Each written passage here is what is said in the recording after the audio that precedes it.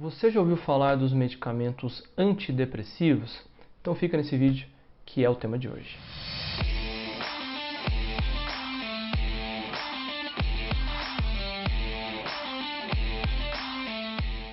Olá pessoal, tudo bem com vocês? Eu me chamo Thiago Fontana, eu sou médico psiquiatra e hoje eu falo aqui no meu canal que o objetivo é trazer orientações de uma forma o mais descomplicada possível sobre a psiquiatria. E o tema de hoje é um tema muito pedido por muitas pessoas que me seguem aí, que são os antidepressivos, né? Até porque são as medicações talvez mais utilizadas no mundo, ou deveriam ser, né? Porque eles tratam tanto depressão quanto ansiedade. Então eu já começo o vídeo falando isso. Antidepressivo não serve só para depressão, né? Eu vou falar aqui qual que é a verdadeira ação desses remédios e por que eles são remédios para depressão, para ansiedade e para várias outras patologias, tá bom? É lógico que quando a gente usa esse remédio para depressão, ele faz a função que o nome diz, que é antidepressivo. Então ele vai diminuir a incidência dos sintomas depressivos. Então aquela tristeza, aquele desânimo, aquela falta de vontade de fazer tudo que a pessoa com depressão tem, ele tira esses sintomas negativos. Nota importante, ele não gera felicidade, tá bom? Ele só tira a infelicidade, então ele é um antidepressivo, ele estabiliza o humor, né? Tanto que algumas vezes, né, quando você usa esse remédio em dose alta, os pacientes se queixam de não sentir emoções, né? A pessoa fica um pouco mais apática, né? É um efeito colateral, inclusive, que a gente tenta evitar na prática, né? Porque a gente só quer tirar o que está incomodando a pessoa, mas quer que essa pessoa reaja emocionalmente à vida aí, né? Porque o objetivo não é mudar ninguém com remédio nenhum, ok? Bom, pessoal, eu vou dar uma pincelada aqui sobre os grupos dos antidepressivos, né? Não vou falar sobre um remédio específico, mas eu vou falar sobre as classes deles, tá?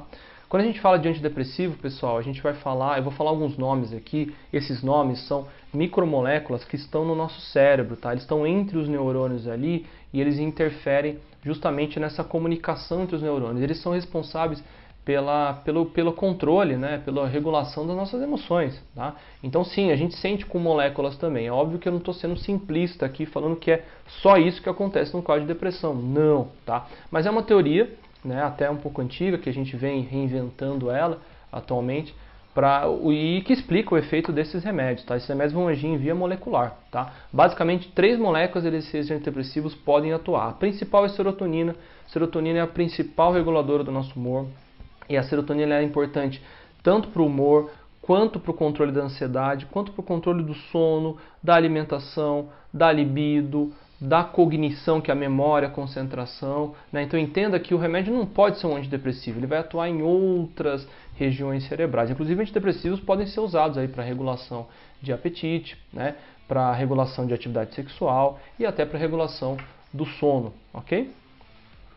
Os remédios mais conhecidos antidepressivos, né, que eu gosto de chamar que são os clássicos, né, são os remédios que agem exclusivamente em serotonina, são os serotoninérgicos, tá?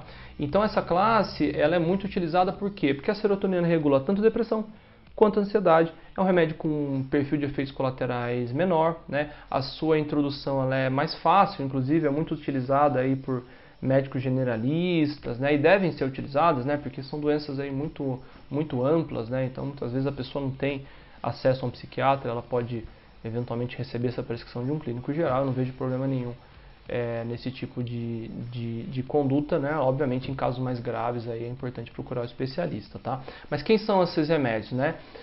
São 6 remédios dessa classe, tá? Então é a sertralina, escitalopram, citalopram, paroxetina, fluoxetina e fluvoxamina, tá? São esses 6, são os remédios mais utilizados, tá? São muito eficazes e geralmente quando você vai começar a tratar um quadro de depressão, você vai tomar provavelmente algum desses remédios que eu acabei de citar aqui.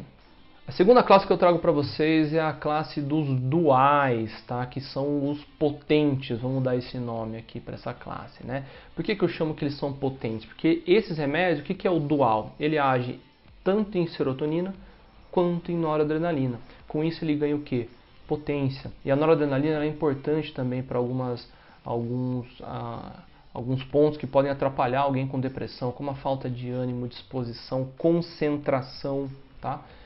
Então são remédios interessantes aí quando a pessoa está muito apática, né? Está com muita falta de energia, ou ainda quando a depressão já é muito grave, né? Então você está vendo uma depressão grave, você sabe que não talvez seja interessante usar um remédio com uma ação mais ampla, né? Você quer ganhar tempo, né? Muitas vezes, tá? Então, quais são os remédios dessa classe? Os principais, né? Venlafaxina, desvenlafaxina, duloxetina e mirtazapina. Pessoal, é lógico que assim, tá? Por exemplo, tem alguns antidepressivos que são usados para causas específicas. A duloxetina, por exemplo, é um remédio clássico aí para quem tem dor crônica. A mirtazapina é um excelente remédio para quem tem insônia, né, junto com a depressão, porque ela vai tratar os dois, né? É um remédio que dá sono. Então tem umas particularidades aqui que eu vou deixar para falar em vídeos anteriores. Então já adianto para você aqui, se você tem interesse de saber de algum remédio específico aqui que você toma ou você quer se aprofundar melhor, que eu confundei aqui, deixa nos comentários para mim, tá? Deixa nos comentários que aí em próximos vídeos aí eu já sei do seu interesse e eu vou estar falando sobre esse remédio, ok? A terceira classe que eu trago para vocês aqui são os antigos, né? Os old school. Por que são os antigos? Porque sim, foram os primeiros antidepressivos descobertos, tá? São os tricíclicos, tá? São remédios que ainda são utilizados hoje em dia para alguns pontos específicos, né? Alguns transtornos específicos, algumas queixas específicas, mas em geral a gente não tem utilizado mais muito por conta dos efeitos colaterais. São remédios que eles agem de uma forma mais ampla ali, em outros neurotransmissores, que não só serotonina e noradrenalina, né? E eventualmente dopamina, alguns em altas doses, tá? Eles agem em histamina, em outros neurotransmissores que podem gerar efeito colateral, né? Boca seca, ganho de peso, tudo aquilo que ninguém quer ter com esse tipo de medicação.